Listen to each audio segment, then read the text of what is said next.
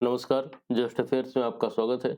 देखिए, उत्तर प्रदेश लेखपाल भर्ती 2022 के लिए इस चैनल पर सामान्य ज्ञान की सीरीज चलाई जा रही है। आपको बता दूं कि उत्तर प्रदेश लेखपाल भर्ती में सामान्य ज्ञान 25 नंबर का पूछा जाता है और इस वीडियो से आपको सामान्य ज्ञान के लगभग सारे टॉपिक धीरे धीरे कवर करा दिए जा रहे हैं।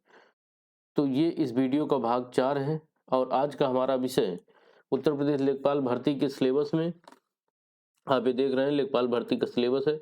इसमें आज का विषय हमारा है भारतीय राष्ट्रीय आंदोलन पर अभ्यर्थियों से भारतीय स्वतंत्रता आंदोलन की प्रकृति तथा विशेषता, राष्ट्रवाद, अभ्युदय तथा स्वतंत्रता प्राप्ति के बारे में सामान्य ज्ञान अपेक्षित है। यानी जो नेशनल मूवमेंट हमारा चला था स्वतंत्रता प्राप्ति के समय, गांधी जी जो थे उन्होंने कैसे देश को आज़ाद कराया था, उस विषय में जितनी घटनाएं हुई थी उससे लेखपाल भर्ती में प्रश्न विगत वर्षों में पूछे जाते रहे। तो इस चैनल पे ये सीरीज को देखने के बाद मैं श्योर कर सकता हूँ कि आप 25 में से तो 20 तो ले ही आएंगे, इतना कंटेंट आपको दिया जा रहा है। चलिए स्टार्ट करते हैं। देखिए, पहला क्वेश्चन है, किसने कहा था कि महात्मा गांधी ने राष्ट्रीय आंदोलन को एक क्रांतिकारी आंदोलन तथा जन आंदोलन का रूप दिया? इसको कहा था ए कूपलैंड, बी लुई फिशर, सी गोखले, डी सुभाष चंद्र बोस। देखिए, वो कौन सा अंग्रेज था जिसने बोल दिया था कि जो महात्मा गांधी जी हैं वो इसको राष्ट्रीय आंदोलन न रख करके इसको एक क्रांतिकारी आंदोलन और जन आंदोलन के रूप में परिवर्तित कर दे रहे हैं। देखिए, उस अंग्रेज का नाम था कूपलैंड। क्या नाम था? कूपलैंड। अब हम बात करते हैं लुई फिशर की। देखिए, एक पुस्तक आई थी जिसका नाम था लाइफ ऑफ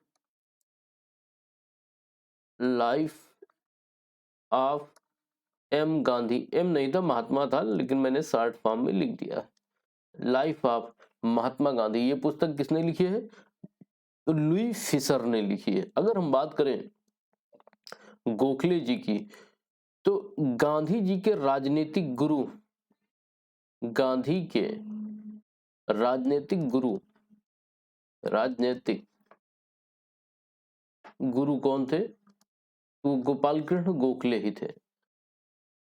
अगर हम बात करें सुभाष चंद्र बोस की, आपने क्वेश्चन देखा होगा कि खूब पूछा जाता है किसने गांधी जी को क्या कहा था? राष्ट्रपिता कहा था। तो मैं आपको बता दूं कि जो एस बोस थे यानी सुभाष चंद्र बोस जी थे, इन्होंने ही गांधी जी को क्या कहा था? इन्होंने गांधी जी को राष्ट्रपिता कहा था। राष्ट्रपिता कहा था। किस पर? रेडियो पर। देखिए, इस क्वेश्चन में आपने क्या क्या सीखा।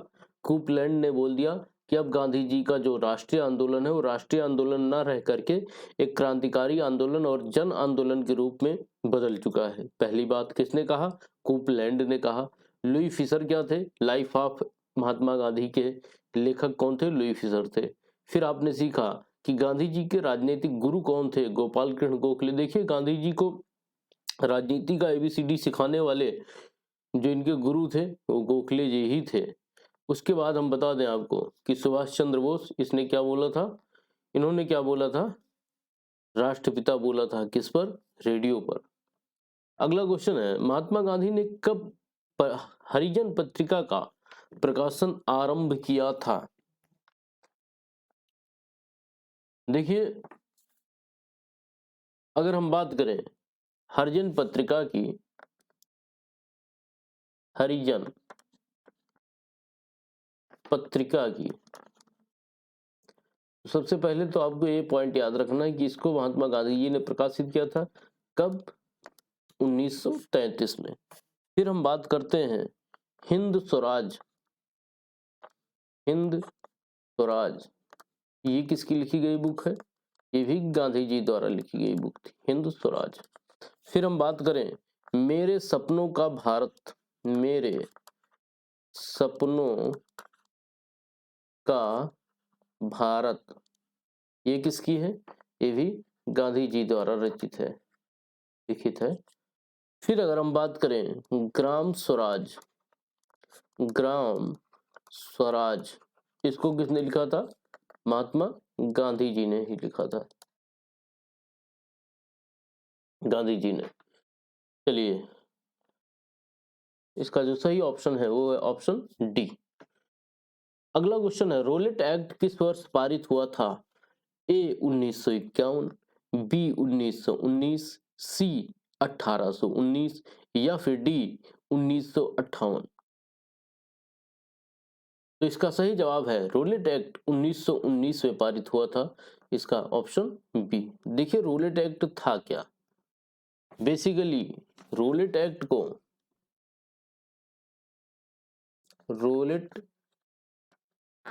को हम काला कानून या फिर बिना अपील या बिना दलील देखिए अगर वीडियो की स्पीड स्लो लगे तो आप प्लेबैक स्पीड से बढ़ा लीजिएगा। बिना दलील वाला कानून भी कहते थे,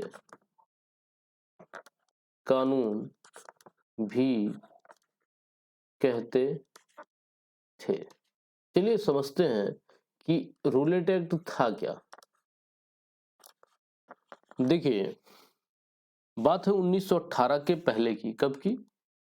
हम 1918 के पहले थोड़ा चलते हैं, यानी इस समय क्या था।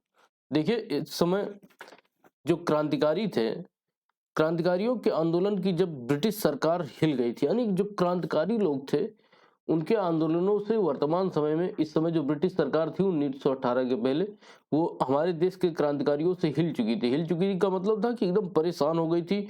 वो उनको किसी भी कारण से गिरफ्तार नहीं कर पा रही थी। तब ब्रिटिश गवर्नमेंट ने सोचा कि सरकार के विरुद्ध षड्यंत्र करने वाले लोगों को कैसे पकड़ा जाए, इसके लिए एक कानून की आवश्यकता है। ऐसा इन लोगों ने सोचा जिसमें आरोपी क्या हो कि बिना अपील बिना दलील के सजा के चक्रव्यूह में फंसकर खत्म हो जाए। मींस कोई ऐसा कानून ले आओ कि जिसको हम बस खाली एक संदेह लगे, हम बोल दे कि हमें इस पे संदेह है, हम उसको गिरफ्तार कर लें, ना वो उसमें कोई जवाबदेही कर पाए, ना कोई अपील कर पाए, ना कोई दलील कर पाए। फिर क्या होता है कि ब्रिटिश सरकार के न्यायाधीश सर सिडनी रोलेट, ये एग्जाम में क्वेश्चन पूछा जाता है कि रोलेट एक्ट सिडनी रोलेट किसकी अध्यक्षता में गठित थी? तो सिडनी रोलेट की अध्यक्षता में कमेटी बनती है। कमेटी 1918 में अपनी रिपोर्ट सौंपती है। आपको ये भी याद रखना कब सौंपी थी? फिर 1918 में इन्होंने एक रिपोर्ट सौंपी।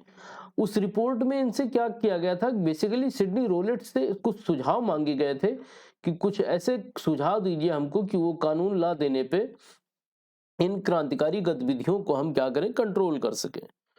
तो सिडनी रोलेट ने अपने सुझाव में एक बात कही जो थी कि कहा कि मजिस्ट्रेट जो होगा उसके पास यह अधिकार दिया जाए कि किसी भी व्यक्ति को संदेहास्पद रूप में गिरफ्तार करने का उसको पूर्ण अधिकार हो जाए। मीन्स मान लो ये ए है और ये ब्रिटिश गवर्नमेंट का अधिकारी है, अब ये बोल दे कि मुझे इस पे संदेह है, गिरफ्तार कर लो। अब मेरे भाई इसमें ये बताइए आप क्या पारदर्शिता इसमें रह गई? आप तो ऐसा बोल कर कि मुझे इस पे संदेह है, इस पे संदेह, आप किसी को भी गिरफ्तार कर लोगे।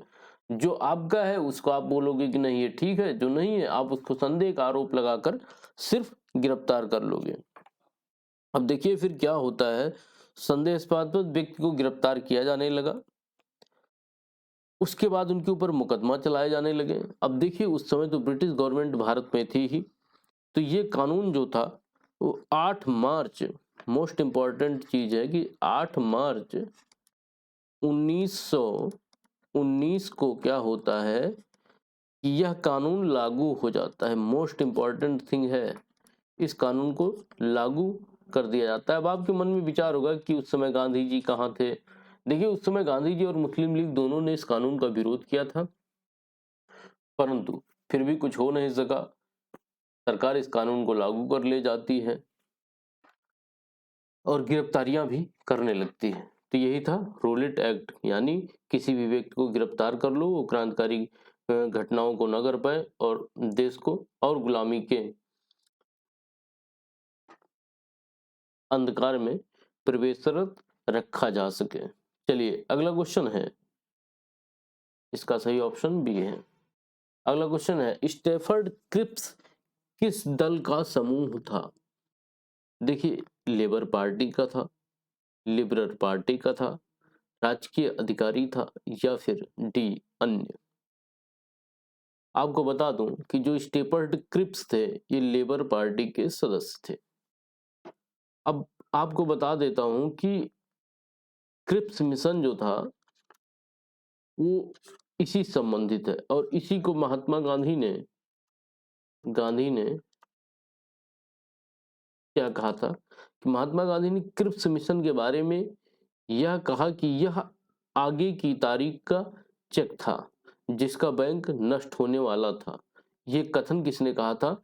गांधी जी ने कहा था। ये खूब पूछते हैं कि गांधी जी ने किस मिशन को कहा था ऐसा कथन, तो आपको याद रखना है कि क्रिप्स मिशन को कहा था। क्रिप्स मिशन को क्या कहा था?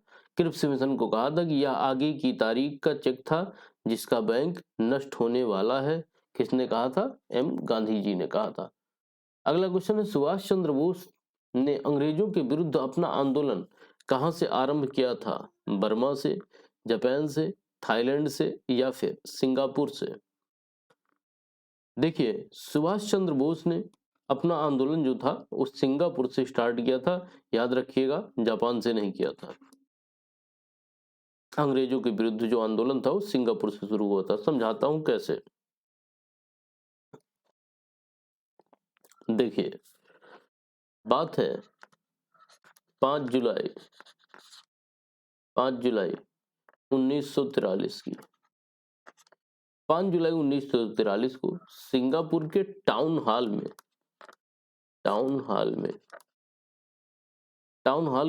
में उसके सामने क्या हुआ, बोस जी खड़े होते हैं और खड़े होके अपनी सेना को संबोधित करते हुए एक स्लोगन देते हैं, एक नारा देते हैं। क्या बोलते हैं? दिल्ली चलो। कहां पर? सिंगापुर के टाउन हॉल में। किसको? अपनी जो इन्होंने सेना बनाई थी उसको क्या बोला? एक नारा दिया, दिल्ली चलो। उसके बाद क्या करते हैं? बोस जी जापानी सेना की मदद लेते हैं, यानी जापान आर्मी जो थी, जापान की जो आर्मी थी उसकी मदद से कहां कहां? बर्मा। बर्मा को ही वर्तमान में क्या बोला जाता है? म्यांमार बोला जाता है। बर्मा यानी म्यांमार में। कहां पे? फिर इम्फाल में और कोहिमा में बोस जी और जापान की आर्मी ने मिलकर के क्या किया था? ब्रिटिशरों के खिलाफ मोर्चा खोला था। इसीलिए बोला जाता है कि बोस जी ने जो अपना प्रथम आंदोलन था ब्रिटिशरों के विरुद्ध कहां शुरू किया था? सिंगापुर से शुरू किया था। चलिए अगला क्वेश्चन है, कांग्रेस के संस्थापक थे? A W C Banerjee, B A O Hume, C Lala Lajpat Rai, या फिर डी इनमें से कोई नहीं। देखिए, आपको बता दूं कि जो कांग्रेस के संस्थापक थे उनका नाम था ए ओ ह्यूम, ऑलन ऑक्टेवियन ह्यूम। देखिए, कांग्रेस की स्थापना के समय उसमें 72 प्रतिनिधि के सामने हुई थी। कितने प्रतिनिधि के सामने हुई थी? 72 प्रतिनिधि के सामने कांग्रेस की स्थापना हुई थी। चलिए आपको बताना है कि कांग्रेस की स्थापना किस वर्ष हुई थी, ये कमेंट करके इसका आंसर हमें बताइए। आपको बता दूं कि कांग्रेस के पहले अधिवेशन के अध्यक्ष कौन थे? डब्ल्यू.सी. बनर्जी, व्योमेश चंद्र बनर्जी जी थे। चलिए अगला क्वेश्चन है, गांधी ने सर्वप्रथम भारत में सत्याग्रह का प्रयोग कहाँ किया था?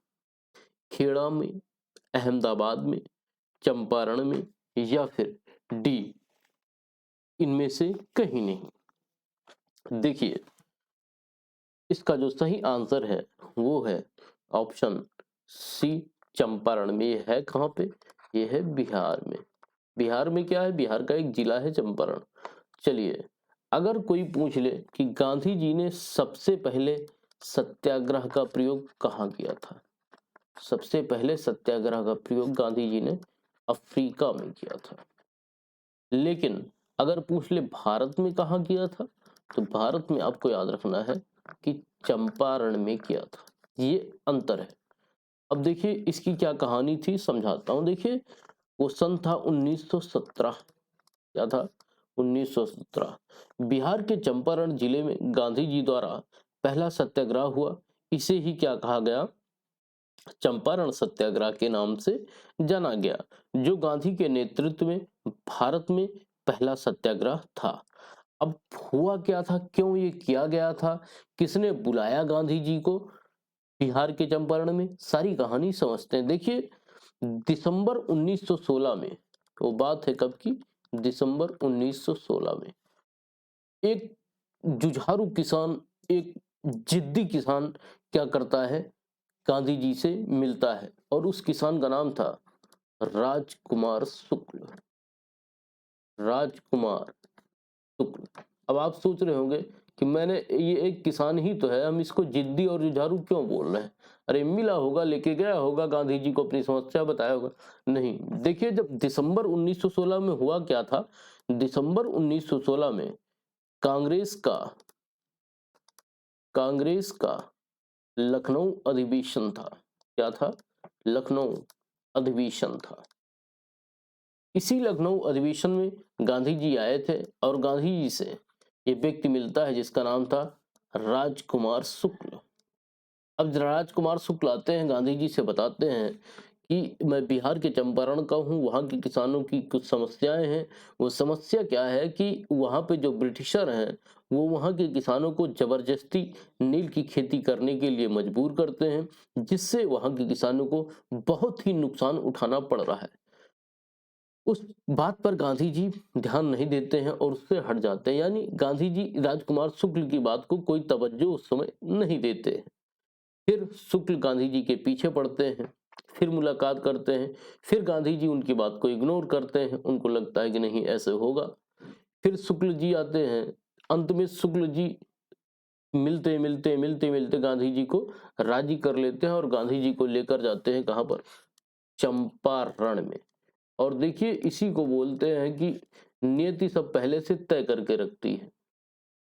राजकुमार शुक्ल जी अगर ना ऐसा करते तो हो सकता है आज भारत का इतिहास कुछ और होता, या हम लोग हो सकता है गांधी जी के बारे में जानते ही ना, और जानते भी तो इतनी जो अच्छी तरीके से हम लोग जान रहे हैं उनके विचारों को हम ना जान पाते। क्यों?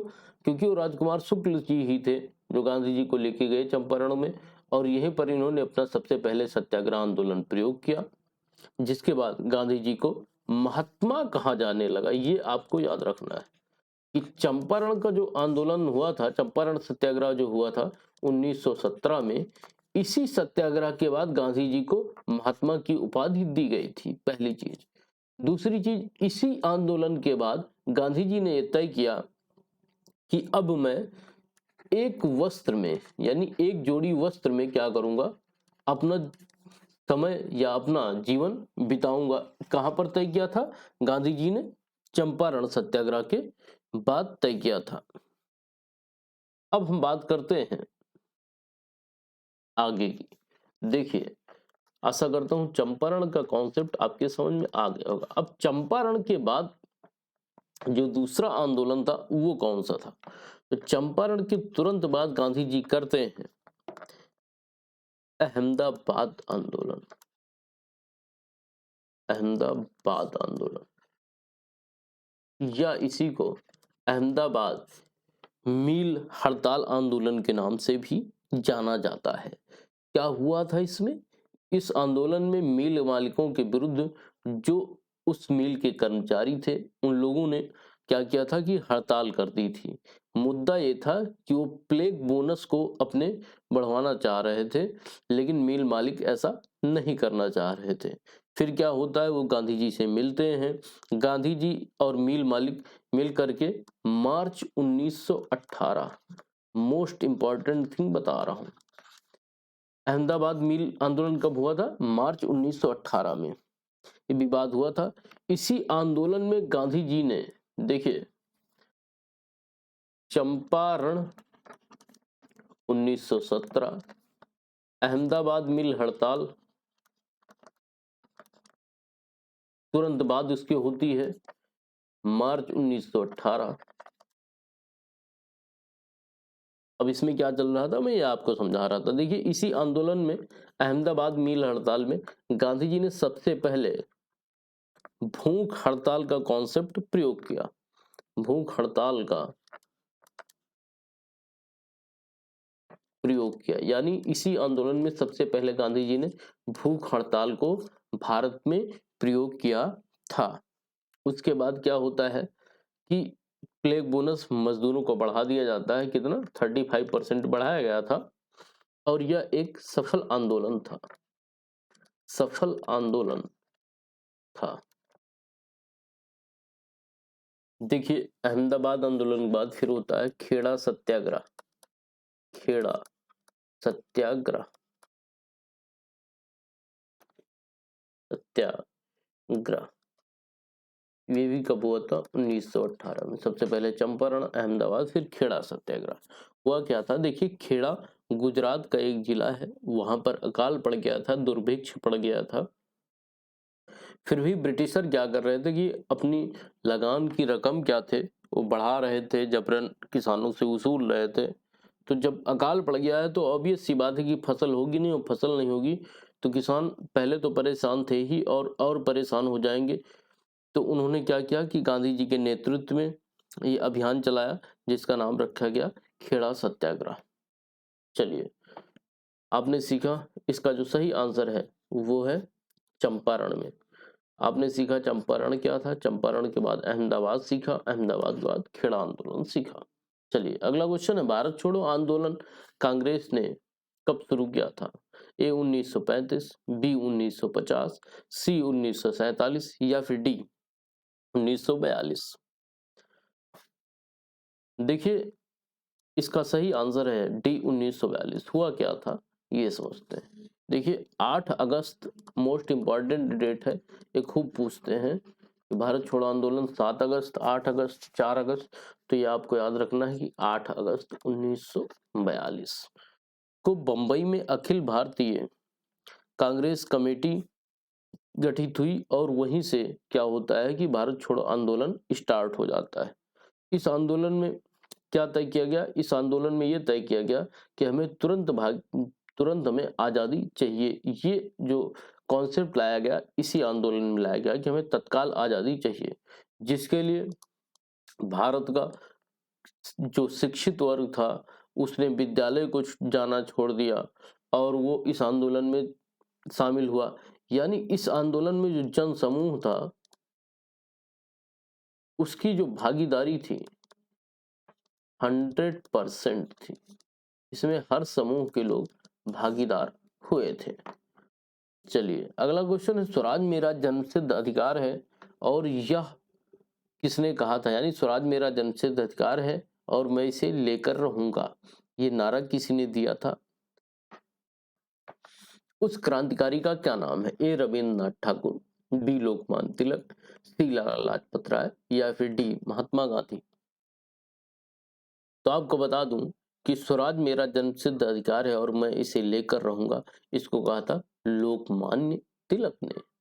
चलिए अब हम बात करते हैं कि लोकमान्य तिलक, लोकमान्य तिलक कहें आप और चाहे आप कहें बाल गंगाधर तिलक, दोनों एक ही व्यक्ति के नाम है।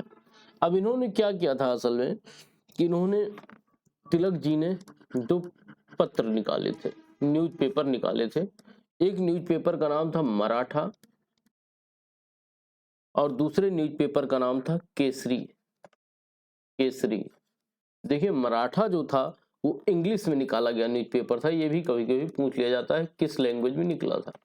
और जो केसरी था, केसरी क्या था, मराठी लैंग्वेज में निकला था, मराठी लैंग्वेज में निकला था। देखिए इसको याद करने में लोगों को कंफ्यूजन बहुत होता है, तो आप इसको ऐसे याद रख सकते हैं कि केसरी मूवी आई थी अक्षय कुमार की, जिसमें सॉन्ग है तेरी मिट्टी में मिल जाऊंगा करके। तो देखिए केसरी क्या है, अक्षय कुमार की मूवी है और अक्षय कुमार कहाँ रहते हैं? महाराष्ट्र में, जहाँ की लैंग्वेज क्या बोली जाती है? महाराष्ट्र मुंबई में ही तो रहते हैं अक्षय कुमार, और जहाँ की लैंग्वेज मराठी है। जैसे ही केसरी का लैंग्वेज पूछे आपको तुरंत बोल देना है मराठी, और फिर मराठा तो इंग्लिश है ही। चलिए अगला क्वेश्चन है, महात्मा गांधी के असहयोग आंदोलन के दौरान किसने अपनी वकालत छोड़ दी थी? देखिए, मोतीलाल नेहरू ने छोड़ी थी, जवाहरलाल नेहरू ने छोड़ी थी, मदन मोहन मालवीय ने छोड़ी थी, या डी इनमें से कोई नहीं? आपको बता दूं, इसका जो सही आंसर है वो है ए, मोतीलाल नेहरू। चलिए आपको समझाता हूं कि जो असहयोग आंदोलन था गांधी जी का, असहयोग आंदोलन आंदोलन जो था गांधी जी का, ये क्या था? प्रथम जन आंदोलन था। प्रथम जन आंदोलन था। जन आंदोलन का मतलब होता है कि जिसमें जनता की भागीदारी हुई हो। उस आंदोलन को, कौन सा आंदोलन था? पहला असहयोग आंदोलन था। ठीक, उसके बाद आंदोलन का प्रस्ताव कहाँ पारित हुआ? तो आंदोलन का प्रस्ताव कांग्रेस के, मोस्ट इंपॉर्टेंट बता रहा हूं, कांग्रेस के कलकत्ता अधिवेशन में। कहां पर? कलकत्ता अधिवेशन में। कब? 4 सितंबर 1920 को क्या हुआ था? पारित हुआ था।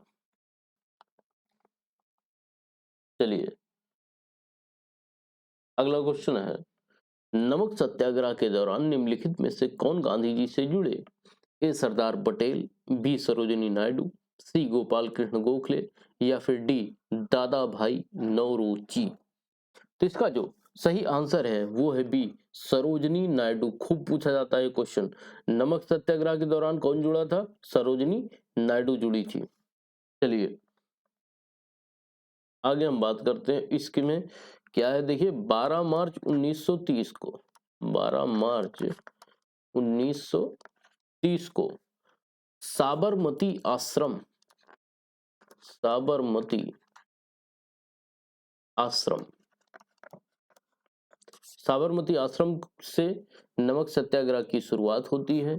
फिर आगे चल करके 5 मार्च 1931 को गांधी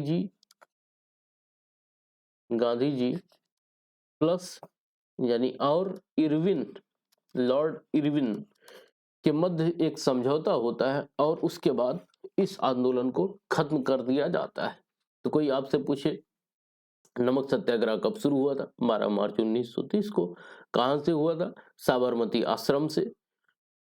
उसके बाद ये सत्याग्रह कैसे खत्म हुआ था? गांधी इरविन पैक्ट से। गांधी इरविन पैक्ट कब हुआ था? 5 मार्च 1931 को। चलिए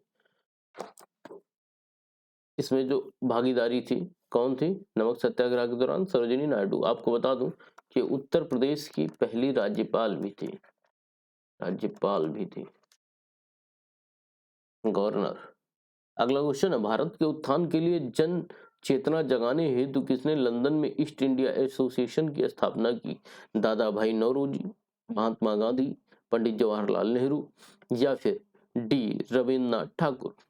तो देखिए जो ये ईस्ट इंडिया एसोसिएशन की स्थापना की थी वो किया था दादा भाई नौरोजी ने, और दादा भाई नौरोजी को grand old man of India भी बोला जाता है, ओल्ड मैन ऑफ इंडिया भी बोला जाता है। इनकी एक पुस्तक आई थी, poverty and un British rule in India, बहुत ही महत्वपूर्ण पुस्तक है, खूब पूछते हैं। Poverty and un British rule in India किसकी पुस्तक थी? दादा भाई नौरोजी की थी। अगला क्वेश्चन है, भारत में सामाजिक भेदभाव की बढ़ती घटनाओं को रोकने के लिए एल्बर्ट बिल किसके द्वारा प्रस्तावित किया गया था? देखिए कर्जन के द्वारा ये काम हुआ था, लिटन के द्वारा ये काम हुआ था, या फिर रिपन के द्वारा ये काम हुआ था, या इस काम को इन तीनों में से किसी ने नहीं किया था? तो इसका जो सही आंसर है वो है सी, लॉर्ड रिपन ने क्या किया था? एल्बर्ट बिल को लाया था। अब आपके मन में प्रश्न होगा किलबर्ट बिल था क्या? चलिए समझाता हूँ। देखिए 1883 में क्या हुआ था? किलबर्ट बिल पेश हुआ था। इस बिल के द्वारा भारतीय जो न्यायाधीश थे उस समय, भारतीय न्यायाधीश, जजेस, न्यायाधीशों को क्या कर दिया गया, इस इल्बर्ट बिल विवाद में इल्बर्ट बिल पेश किया गया 1883 में, जिसमें एक कानून बनाया गया कि जो भारतीय न्यायाधीश होंगे वो भी क्या कर सकते हैं, यूरोपीय नागरिकों की सुनवाई कर सकते हैं। अब जब ये बिल में ये प्रावधान लाने का प्रयास किया गया रिपन के द्वारा, तब जो यूरोपीय लोग थे उस समय भारत में, उनको बहुत बुरा लगा कि भाई देखिए भारतीय न्यायाधीश तो ऑब्वियस सी बात है कि ये अपने लोगों का पक्ष लेंगे और हमें तो कभी सपोर्ट करेंगे नहीं।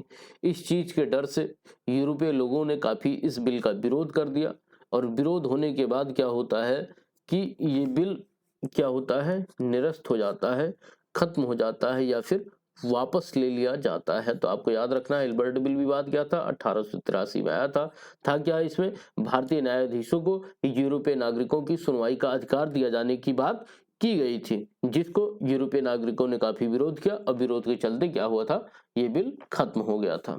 चलिए अगला क्वेश्चन है, भारतीय राष्ट्रीय कांग्रेस से त्यागपत्र देने के बाद सुभाष चंद्र बोस ने निम्नलिखित में से किसकी स्थापना की थी? कृषक प्रजा party, Congress Samajwadi party, Swaraj party, या फिर फॉरवर्ड ब्लॉक की स्थापना? देखिए सुभाष चंद्र बोस ने फॉरवर्ड ब्लॉक की स्थापना की थी, खूब पूछा जाता है एग्जाम में। सुभाष चंद्र बोस ने किसकी स्थापना की थी? फॉरवर्ड ब्लॉक की स्थापना की थी। अगला क्वेश्चन है, महात्मा गांधी द्वारा चंपारण सत्याग्रह शुरू हुआ था 20 में, 1914 में, 1917 में, या फिर डी 1947 में? तो अभी मैंने आपको पीछे क्वेश्चन का आंसर बता दिया है। चंपारण सत्याग्रह की शुरुआत कहाँ हुई थी? 1917 में। कहाँ पर है चंपारण जिला? बिहार में है। किसने बुलाया था गांधी जी को? राजकुमार शुक्ल ने बुलाया था। हुआ क्या क्या था, गांधी जी ने जो नील की खेती के लिए किसानों को विवश किया जा रहा था, उसको सफल आंदोलन के रूप में सत्याग्रह का प्रयोग करते हुए उसको सफलता दिलाई। उसके बाद गांधी जी को यहीं से महात्मा की उपाधि मिल जाती है, और यहीं से गांधी जी ने क्या किया कि ये प्रण किया कि मैं अपने पूरे जीवन को एक कपड़े में बिताने का प्रयास करूंगा, यानी एक परिधान पहनूंगा, एक कपड़ा पहनूंगा, और तरह तरह के कपड़ों को नहीं पहनूंगा। तो ये गांधी जी के विचार थे, और ये पहला भारत में सत्याग्रह का प्रयोग गांधी जी द्वारा चंपारण बिहार में ही किया गया था। और सबसे पहले सत्याग्रह का प्रयोग गांधी जी का अफ्रीका में किया गया था। चंपारण के बाद क्या हुआ था? चंपारण के बाद अहमदाबाद आंदोलन हुआ था, अहमदाबाद मिल हड़ताल वाला। और उसके बाद क्या हुआ था? फिर खेड़ा सत्याग्रह हुआ था। क्या था खेड़ा सत्याग्रह? गुजरात के खेड़ा जिले में दुर्भिक्ष अकाल पड़ गया था, जिसको गांधी जी ने सपोर्ट किया, और अंत में ये मामला सारा ठीक हो जाता है। तो फिर thanks for listening, thank you. आशा करता हूँ आपको वीडियो पसंद आई होगी।